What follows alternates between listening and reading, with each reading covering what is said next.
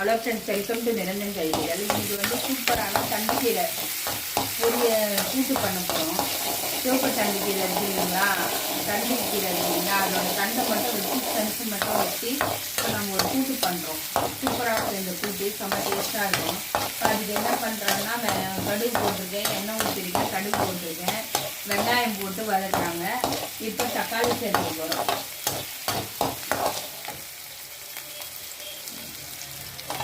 இதில் தக்காளி சேர்த்துட்டோம். இப்போ இதில் வந்து கொஞ்சோண்டு சோம்பு,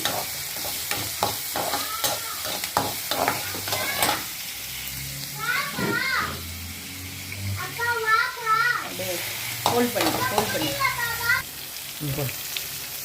இங்கே பாருங்கள், நம்ம 2 சோம்பு சேர்த்துக்கிறோம். நம்ம 2 சோம்பு ஏன் சேர்க்குறோன்னா, 2 கிராம் கறி குழம்பு டேஸ்ட்டில் இருக்கும்.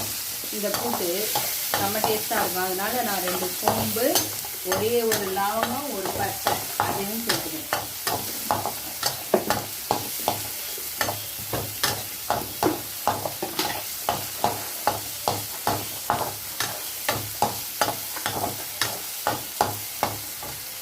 ஒரு லவங்கம், ஒரு பட்டை, இது வரைக்கும் சேர்த்துக்கலாம். ரொம்ப மசாலா சேர்த்து அப்படியே தண்டு கொட்டிடுவோம், தனி ஓடிடும்.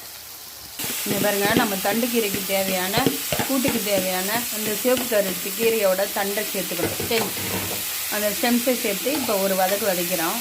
இதிலே போட்டு நம்ம வதக்கிறதுலேயே போட்டு இப்போ இந்த ஸ்டேஜில் ஒரு ஸ்பூன் மிளகாத்தூள் சேர்த்துக்கிறோம்.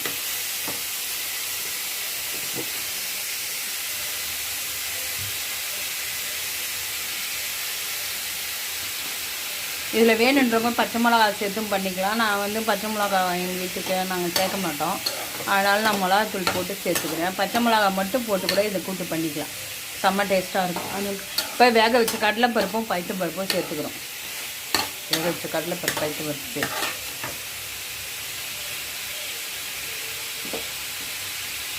அப்படியே போட்டுரு, மொத்தமாக போட்டுரு.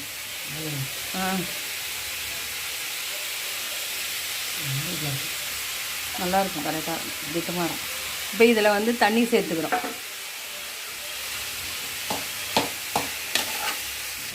பாருங்கள், கூட்டு வேக தேவையான அளவு தண்ணி சேர்த்துக்கிறோம். ஊற்று மொத்தம். சூப்பரான நம்ம தண்டுக்கீரை கூட்டு செம்மையாக ரெடி ஆயிடுச்சு. பாருங்கள், சூப்பராக ரெடி ஆயிடுச்சு. இதை ஆஃப் பண்ணிட்டோம்னா நம்ம கூட்டு செம்மையாக ரெடி ஆயிடுச்சு. அவ்வளோதான், நம்ம சூப்பரான தண்டுக்கீரை கூட்டு. இந்த ஸ்டேஜ் இருந்தாலே போதும். பாருங்கள், சூப்பராக ரெடி ஆகிடுச்சு. நம்ம தண்டுக்கீரை செம்மையாக ரெடி ஆகிடுச்சு. இந்த மாதிரி சிவப்புக்கீரை தண்டுக்கீரை இருந்ததுன்னா வேஸ்ட் பண்ணாமல் இந்த மாதிரி கூட்டு வச்சு சாப்பிட்லாம். செம்ம ஹெல்த்தியாகவும் இருக்கும், டேஸ்ட்டாகவும் இருக்கும்.